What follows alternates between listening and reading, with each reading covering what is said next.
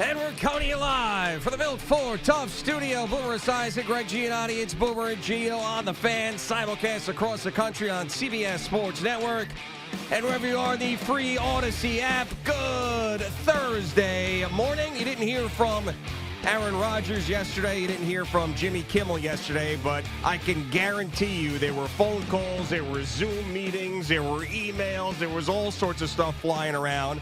And the evidence to that is what Pat McAfee said yesterday during his show on ESPN, and he was trying to thread a needle and say all these different things without upsetting anybody. And he had a couple of opportunities to do some things when he was giving this apology that he gave yesterday that he didn't do.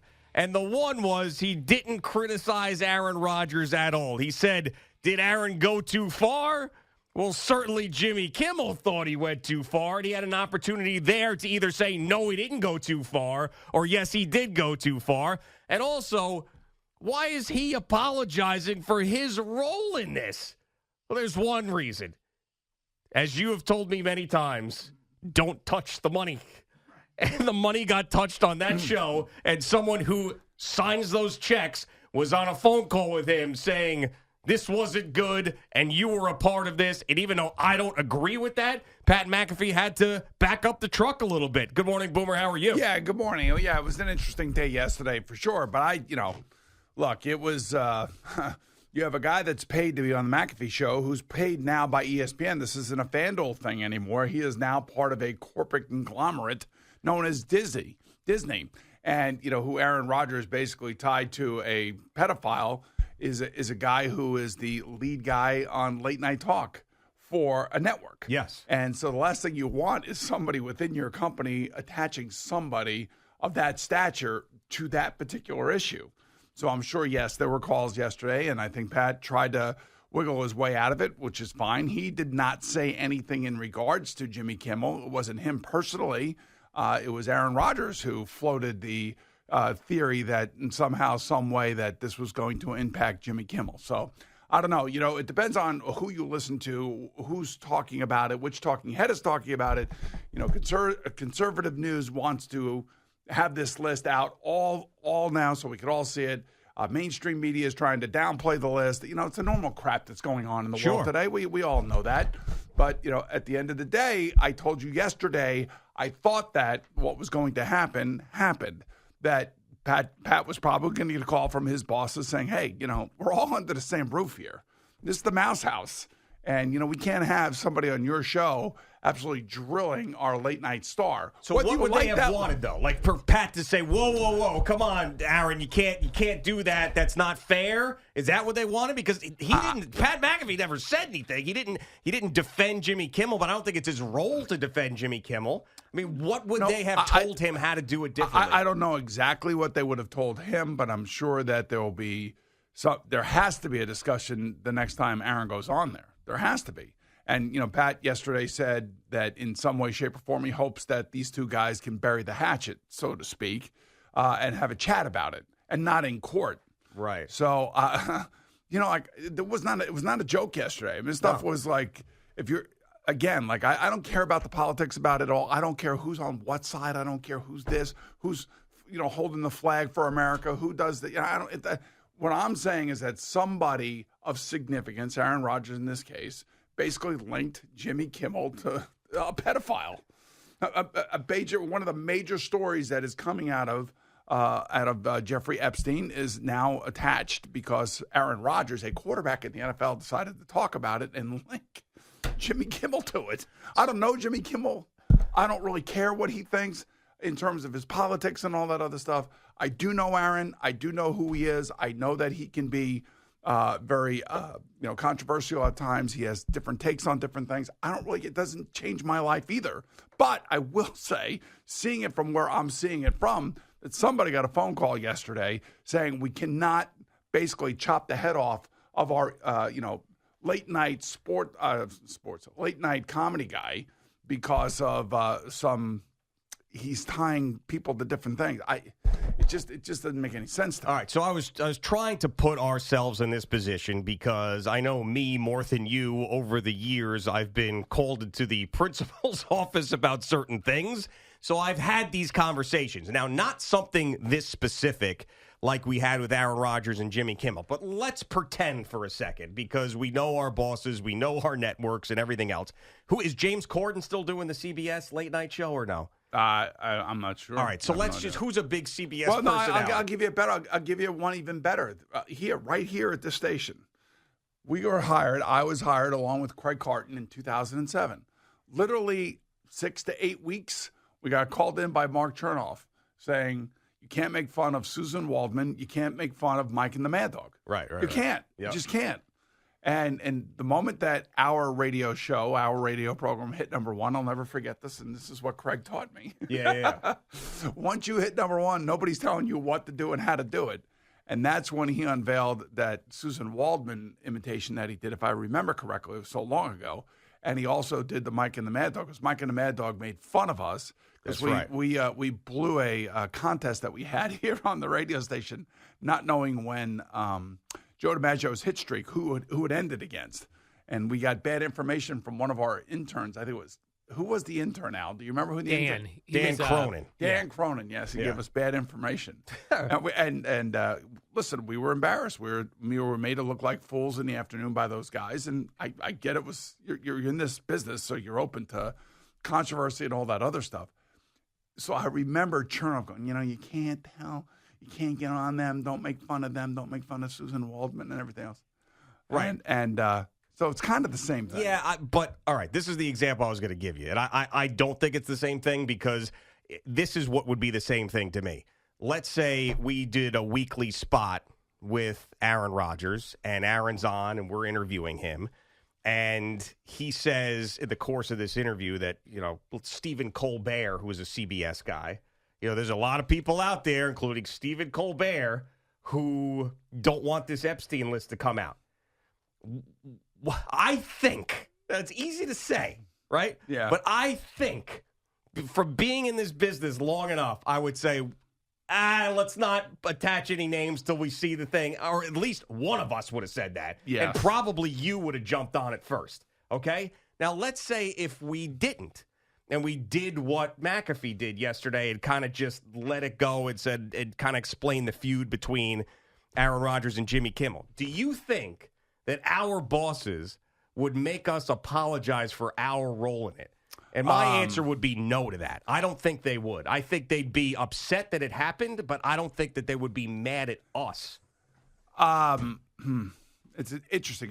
You got to remember, Aaron Rodgers is a paid guest. I know. To go on there every single week. So essentially, I don't know who's paying him. I don't know if McAfee has an entity that's separate from the show that he can pay Aaron, or ESPN is paying Aaron. I'm not really sure where the money's coming from. So this is just not some random guest that happens to just pop on and say this in a one-moment interview. This is somebody that's a reoccurring guest that's a part of that group. So I don't know. But I do know for the 22 years that I've worked at the NFL Today and with CBS Radio and WFAN, not once, maybe only once, has a boss come into me and said, hey, you might want to not talk about something.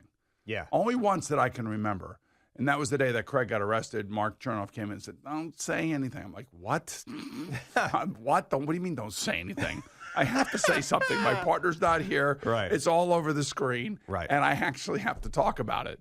That's the only time I've ever been said, don't say anything about a certain or a particular topic. But then again, there's never been an instance where I think that, I know Craig would make fun of Jim Nantz every now and again. And I don't. My bosses have never said anything. But this like is that. different. Like the making fun of is different because that's what we're talking about with Jimmy Kimmel. Like Jimmy Kimmel makes fun of Aaron Rodgers. Okay, what Aaron Rodgers did was different than that. So what I'm trying to say is like, forget about the making fun of. I mean, we all do that. You do it. I do it. Everybody does it. I do it a lot. So, but the instance of Aaron Rodgers, if he's a guest on our show and he tied someone from CBS to Epstein and we did what Pat McAfee did, do you think you would get a call from a higher up at CBS going, why in the hell did you not defend our guy? Do you think that they would do that? Because I don't know if our bosses at Odyssey would. I don't think, I can't imagine they would say, They probably say, hey, you might want to do this way next time if this comes up, but I don't think they put the onus on us. Here's the thing. Because that nobody knows who's on this list and because conservative media is all over it, I think you got to be really careful about who is and who isn't on the list. And unfortunately, when Aaron opens and talks openly about this situation, he puts Jimmy Kimmel in a bad spot and he puts the company in a bad spot.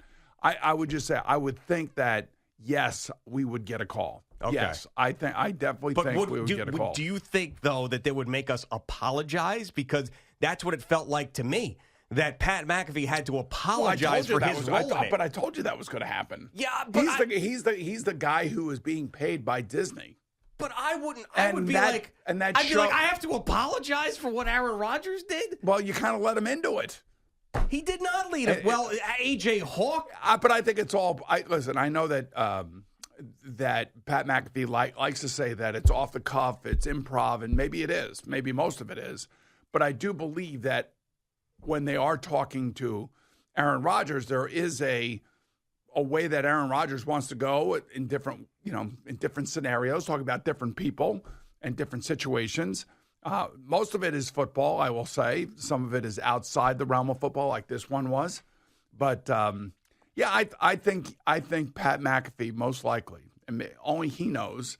And if somebody at Disney called him, only they know whether or not they gave him the edict that he had to give some sort of an apology.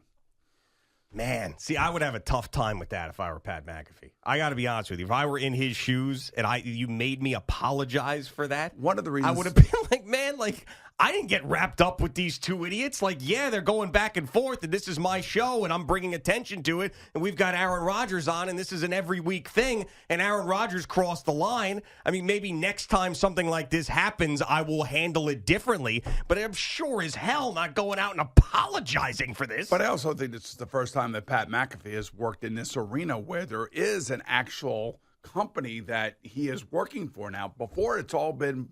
I guess he worked for Barstool. He was in the NFL, though, for a long time. Yeah, but that's a different story. When you're an NFL player, you can do whatever you want. What is it represent the Shield and the organization and all that stuff? Yeah, they don't want domestic violence. They don't want drunk driving. They don't want anybody shooting anybody, of course. Yeah. And that's why those guys and players and coaches people kicking Subarus and stuff like that. Or throwing drinks at people, from the stands. But I still think that you got to understand that this is I think it's the first foray for Pat McAfee in a major corporation like this. And you have one of your paid guests that is a weekly spot going after the late night talk show host, which is usually one of the most important people for these linear networks, for these networks like CBS, NBC, and ABC. Sure. These are important spots. Sure. And you can't have a guy on your show as a guest go after that guy who is our guy. I understand that, and I'm in full agreement with that. My bigger point is the fact that just because it was on the McAfee show doesn't mean that Pat McAfee has to apologize for that. I don't know. I think they're all tied in together, and I think Pat was very smart in paying Aaron Rodgers when he did before he got the ESPN because it made for appointment listening. And, it's up to like $1 million, a year or something of that nature. So it makes for appointment listing, so Pat's smart that way. And it is his show, and he does have the friendship with Aaron, and they wanted to go down that road. So, yeah, I think if I'm somebody from Disney and I heard that, and again, you got to remember, you're talking about Jimmy Kimmel's reaction to it. Sure, of that's course. That's the other thing. That. That's an important aspect here to understand that whether you like him or you hate him, I don't really care. It doesn't matter. His name came out of Aaron Rodgers' mouth in conjunction with Jeffrey Epstein, the pedophile. Right. Yep. Okay. Yep, absolutely. And that's not a point that I'm arguing. Al, but if you're Disney, that is a major part of the point. Is how Jimmy Kimmel's reacting to it. You've known our big boss here for many, many years. You've worked side by side with him, shoulder to shoulder. Do you think if we were in that situation, he would make us apologize for our role in that? I don't think so. I think he would say, not great. Yeah. But would not make you apologize. I think our boss here at Odyssey, our here at Odyssey would love that. I think he would love that. I think the CBS TV people. That's a different story. Might be a little. I'm just talking about but really we're the radio show, right? You know what I'm saying? It's tricky. Stephen Waldron from CBS. Stephen Waldron. What would you do in this situation if you were running the show like you normally do, and Aaron Rodgers, if he were on this show, dropped a big-time CBS personality's name and attached it to Jeffrey Epstein? What would you do? Okay. So like a word like the S word you'd have to dump, but like slander involving a pedophile, you just let fly. Language makes so much sense, doesn't it? Okay, well, fine. But I mean, so you asked Stephen whether or not, hey, Stephen, do you think you'd get a call from one of the higher ups? Yeah, if you didn't dump it. Okay. Yeah, exactly. All right. And we knew who the Long Island serial killer was. Yeah. But we weren't wrong. We knew we had it. We had it before. We had it before CBS News. Yeah, I know. And the amazing thing is. Right, but here's the thing. There's a difference between the guest saying it and us saying it. If we would have came out with a name and we were wrong, then yeah, that's on us. But if the guest is saying it... Well, and what is amazing about that whole Long Island serial killer situation is that if we were not on CBS, we would have said the name. Sure, absolutely. Because Odyssey would have wanted us to say the name because we had solid 100% proof of who Rex Uriman was, and that's who they arrested. We were so far ahead of that his picture and everything was still up on the website. So when you Googled his name, it still went to his architecture company. Right, and I had it here on my computer, and then when I switched off and I came back to it, it was gone. Yeah. Right, I know. Yes. Amazing. That was unbelievable. What a day that was. We were all over that. What a day that was. Stephen was like, no, you can't do it. You can't do it. I'll never forget that. Well, it wasn't Stephen, yes, but also by the direction of someone above Stephen that we were getting text messages from. And I was like, come on, let's go. Let's have some fun here. Let's throw some serial killer names out there and see if we're right. My mistake. I apologize. Well, thank goodness we were not wrong about that. We had everything we needed to have. Sure, absolutely.